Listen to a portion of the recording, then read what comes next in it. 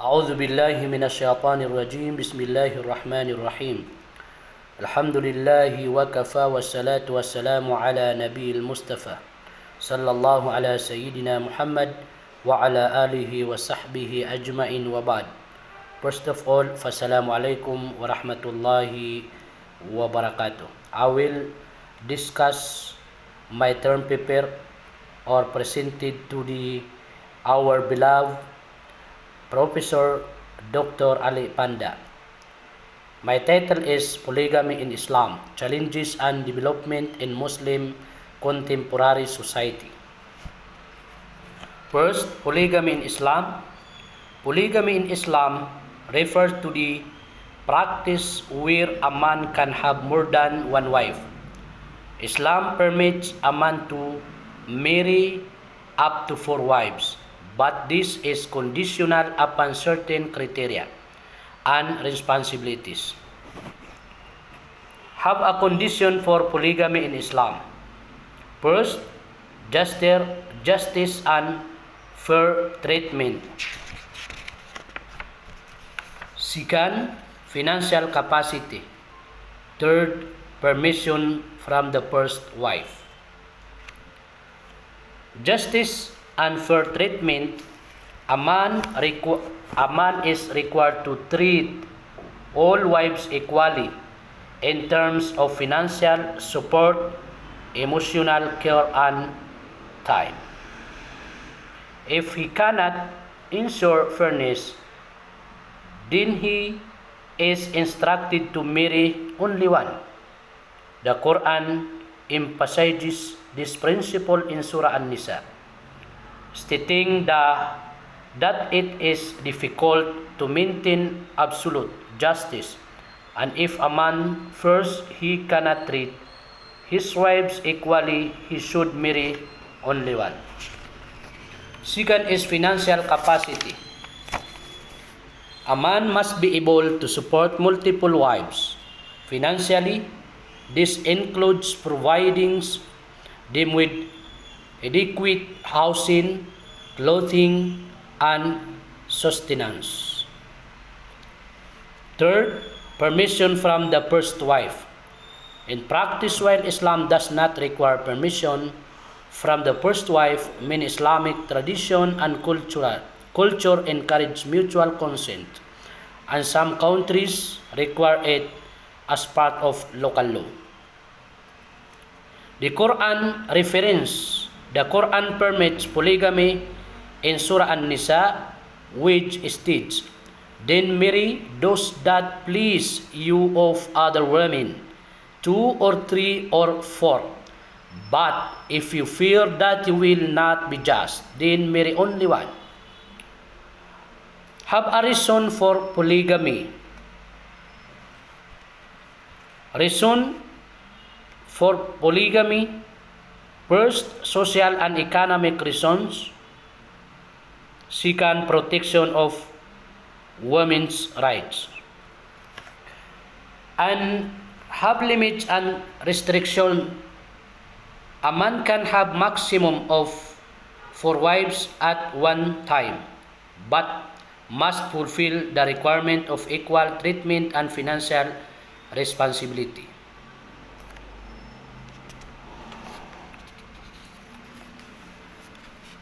Polygamy under PDTIN 83. The Code of Muslim Personal Laws of the Philippines allows polygamy for Muslim men, consistent with Islamic teachings. However, it also includes certain conditions and regulations. Here are the key points related to the polygamy under PDTIN 83. First, polygamy is permitted. Second, conditions for polygamy. Third, welfare of wives. Fourth, monogamy as default. What is the polygamy is permitted? Polygamy is permitted under Title 1, Chapter 3, Article 27 of PDTIN 83. A Muslim man is allowed to marry up to 4 women. This provision reflects Islamic law, which permits polygamy under specific conditions. Second condition for polygamy, equal treatment. The law stipulates that a man may only take multiple wives if he can treat them equally and fairly. This includes providing equal financial support, time, and affection to all wives. If the husband cannot ensure fairness, he may not marry multiple women. Judicial approval. The man must seek permission from the Sharia court before marrying a second or subsequent wife. The court will evaluate whether the man can meet to the necessary conditions for polygamy, particularly in terms of financial capacity and ability to maintain equal treatment among the wives. Third, welfare of wives. Peditin 83 emphasizes that the welfare of the wife should be protected, and if the man is found to be incapable of being just or providing for all wives adequately, he may be restricted from entering into the further marriages. Fourth, monogamy as default. What is the monogamy as default? Monogamy as default, while the law permits polygamy, it does not encourage it as first choice. The preference is for monogamy unless the man can demonstrate the ability to meet the requirements set by the law. In summary, in the context of the Philippines, Peditin 83 allows polygamy among Muslim but set stringent conditions, primarily ensuring justice and equality between the wives.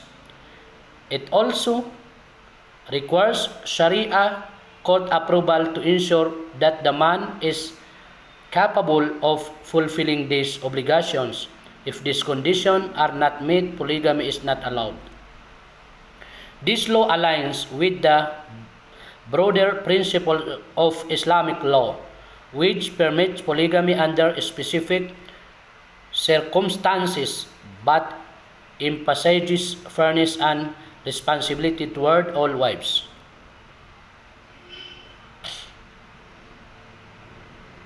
Have a Islamic perspective on polygamy.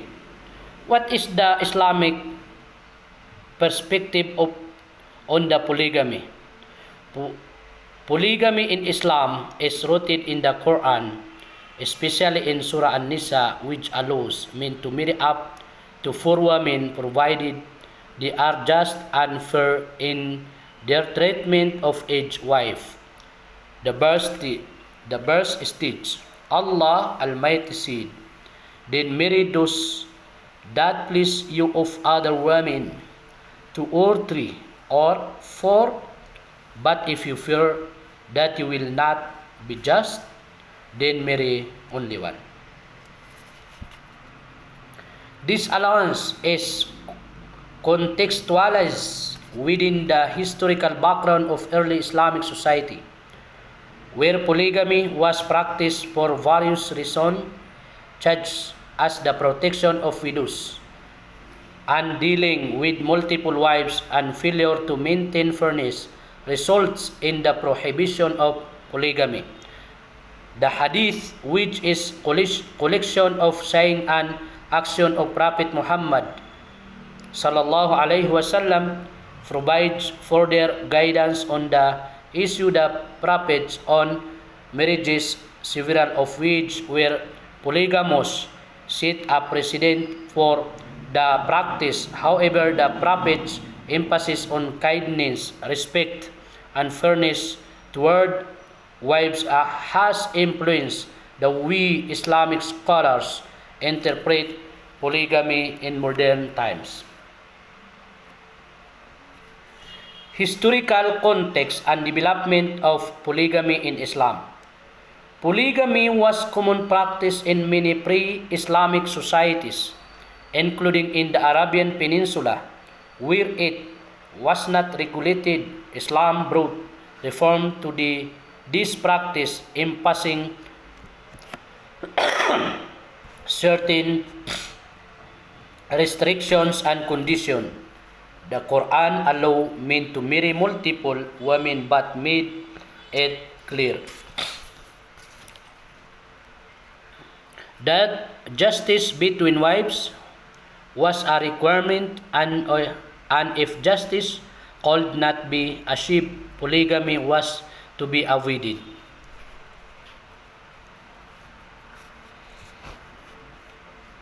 Have a challenges to polygamy in contemporary Muslim societies. In modern times, polygamy faces numerous challenges in Muslim societies. These challenges can be categorized into legal, social, economic, and ethical dimensions.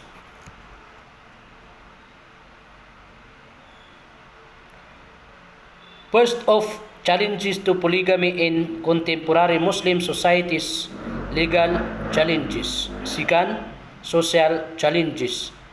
Third, economic challenges. And last, ethical and gender concerns.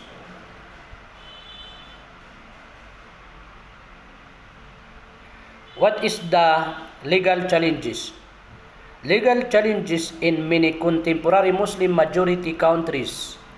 Polygamy is legally restricted or heavily regulated, for instance, in countries like Turkey, Tunisia, and Morocco.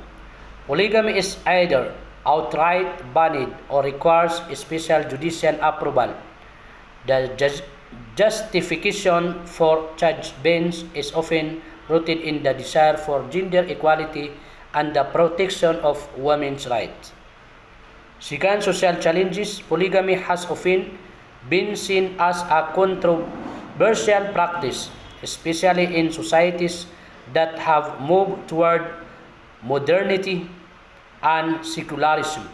There is growing trend toward advocating for monogamy as norm in contemporary Muslim societies, driven by changing social attitude toward gender equality and women's rights.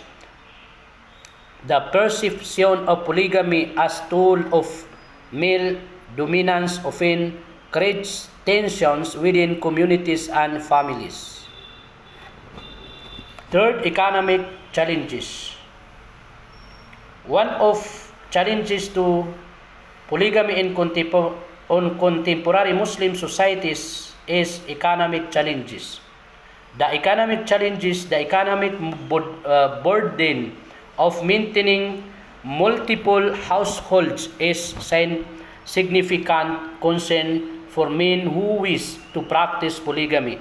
In many contemporary societies, the cost of living has risen, and many men struggle to provide the financial resources required to support multiple wives and children without compromising their quality of life. Last, ethical and gender concerns. The ethical consideration of polygamy in modern society are primarily focused on women's rights.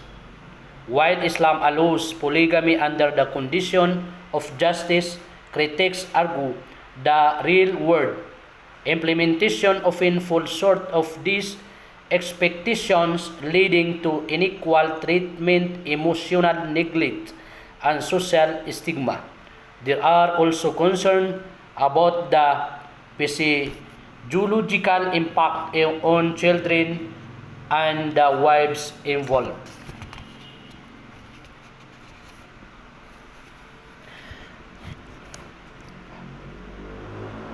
we have the development and transformation of polygamy in contemporary Muslim societies.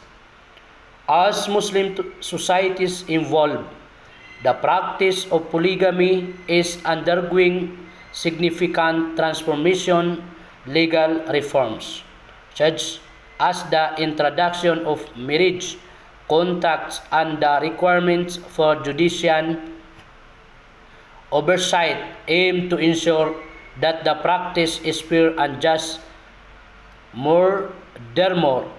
Furthermore, in many countries, women are becoming more vocal in their opposition to polygamy, advocating for equal rights and opportunities in marriage. In some places, Islamic scholars and legal experts are reinterpreting the permissibility of polygamy, emphasizing the importance of justice and equality between spouses and arguing that the socioeconomic condition today no longer justify the practice. Some scholars suggest that polygamy should be considered a rarity and not common practice, given the complexities and challenges involved.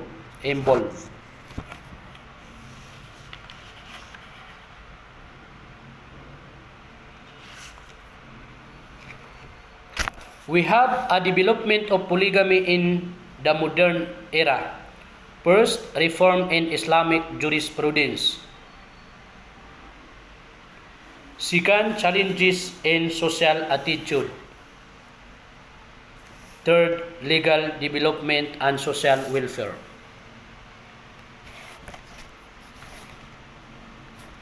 I have a recommendation to the polygamy in Islam. First, promotion of justice and equality. Second, legal and policy reforms. Third, empowering women's rights. Fourth, social and cultural awareness. Fifth, economic support and stability. Number 6, evaluating the practice of polygamy in modern context. And last, strengthening support system for children. Barakallahu fikum wa ila huna, fassalamu alaikum wa rahmatullahi wa barakatuh.